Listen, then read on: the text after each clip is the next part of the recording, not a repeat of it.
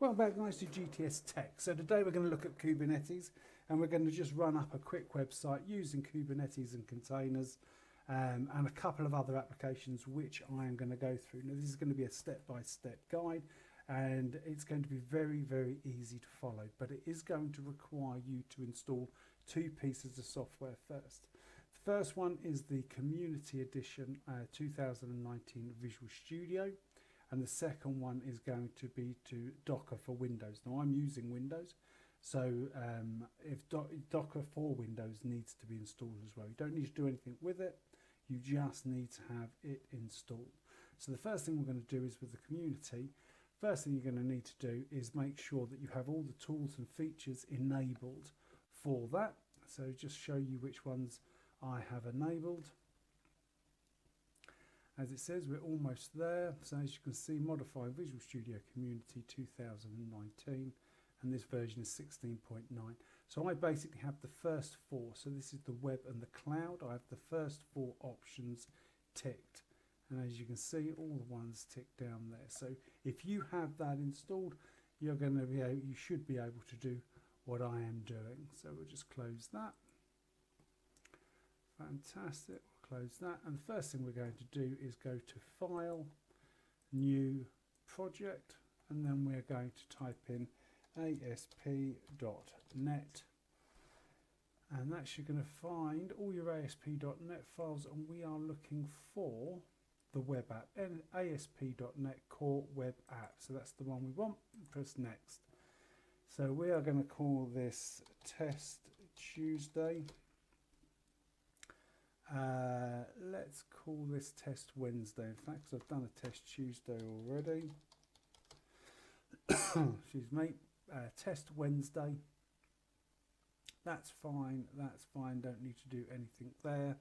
Press next. So the next one's the target framework is the .NET Core 3.1. Fine authentication type is 0.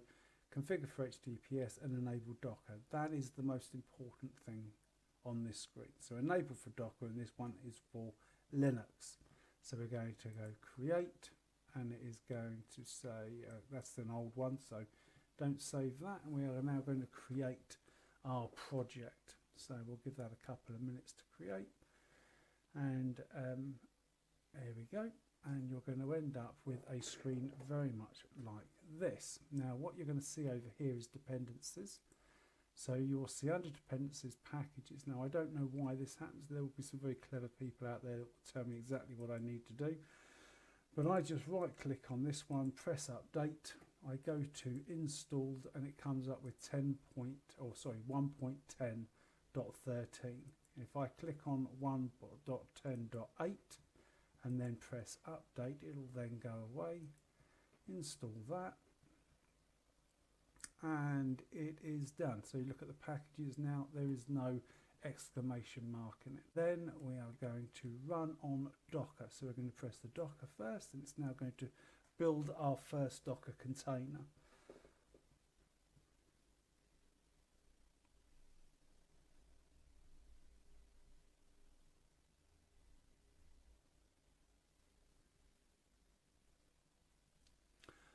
Okay, with our first Docker container up, it then opens the web page up, or it should do any second now. Here we go, and you can now see what we have created. So Test Wednesday, home's the same, privacy is a different screen, but that's running locally. Okay, so just bring that one down and press the stop button, and that will stop that. Fantastic.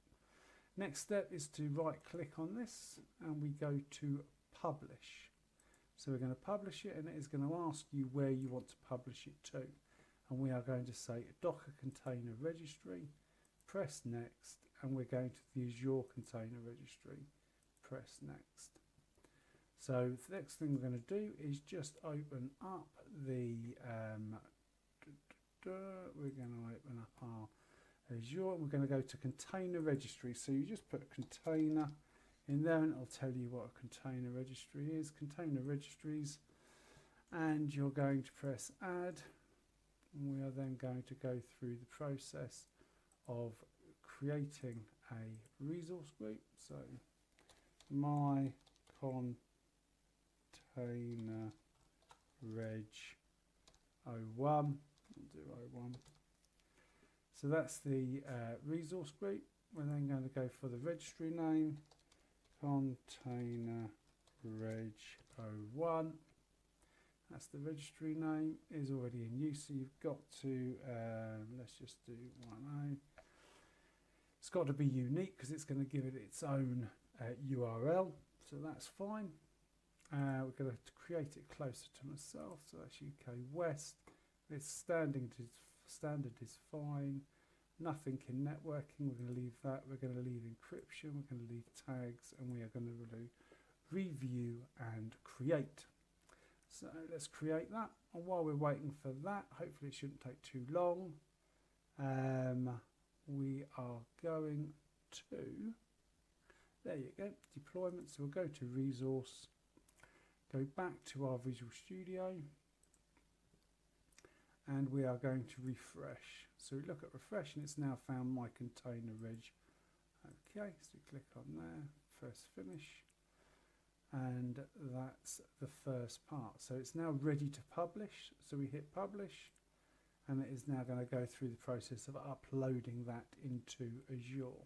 And you'll be able to see the configuration down here as it does that. And then it'll open up a command screen or a command prompt, and you'll just see those being uploaded.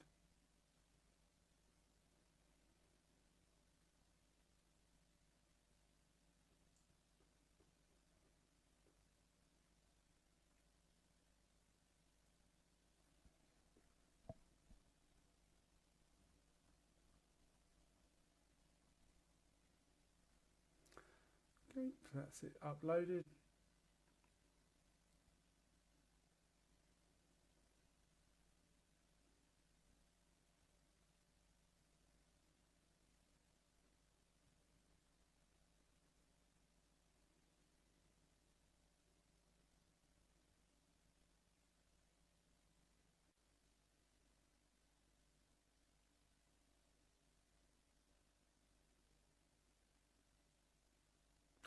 Okay, so that's successfully published. So let's go now to Azure, and we are back at Azure. We go to repositories. Now going to take the test Wednesday name from there, and we're going to open our YAML files. Now these YAML files I will make available, but basically the top one is the pod and the second one is the service. But we're now going to copy that name into the following fields. And under app, and then we're going to do that. So that's 3 in the pod, and then we're going to, in the service, we're going to create those ones there and this one there. So 3 in the pod and 3 in the service, and then we are going to come back and go to overview, and then we're going to click container or the login server, go back to the YAML file, and we're going to just highlight that and that. So you've now got the image container S plus latest, and we'll just keep that information for now. Next, we're going to install our Kubernetes cluster, so K8, and do Kubernetes service, add Kubernetes cluster, and we are going to resource group, choose the other one. We're then going to choose a cluster name, so my K8 cluster should do. It's accepted it, UK West. We'll leave the Kubernetes version onto 1.19, that's not a problem at all.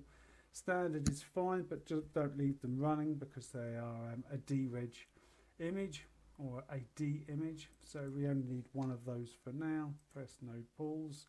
We can leave this one perfect as it is. Authentication, we're going to go with the system assigned managed identity. That's fine. Go to networking, we're going to use KubeNet. That is fine, no problem. Integrations, container registry, we're going to choose our container and everything, and we're going to leave it enabled. So we're going to leave container monitoring enabled, and then we're going to go tags, review and create, and then we are going to create. There you go. This will take about 6 minutes to create, so I shall bring you back when it is done. Okay, so now that deployment is complete, we're going to go to resource, and we're interested in two parts predominantly for this. We are interested in two of the Kubernetes resources. The first is the workloads, and that's where we access the pod. So we are going pods, and then we're going to create a new pod. So we're going to add, and in this YAML file, we are going to take the top script and we are going to copy and paste that over. So we're then going to add, that has created the pod, and we'll just refresh. So the container's going through, we just refresh again and it is now running. Second thing we're going to go to is the resource, and we're now going to go to services and ingresses, and we're going to add our load balancer, which is the second YAML script. So that's there, and we'll add that. That's pending. So there, we just refresh that, and we should see that come into an OK status shortly. And time now. And there you go. So that's in OK. So we have our website and we have our load balancer. You'll notice now the load balancer has a URL. So if I show you this quickly, you'll notice that the port for our website is 8080. So we'll need to append that address with 8080. Right click, open up in a new. There you go. Well, we can stop that because we know that's not going to work without the 8080 on the end. And there you go. There's your Test Wednesday website. So it's home, there's privacy. So I hope that's been of help. As I said, Kubernetes is one of those that it's a bit of a dark art until you kind of get your hands on. Sometimes it's difficult to know where to start. So hopefully this will allow you to run up your first website in Kubernetes, and it's a Kubernetes cluster obviously, and that will allow you to start playing with other configurations within Kubernetes themselves, but it's a good starting point. I hope that's been useful. You take care of yourself. Bye.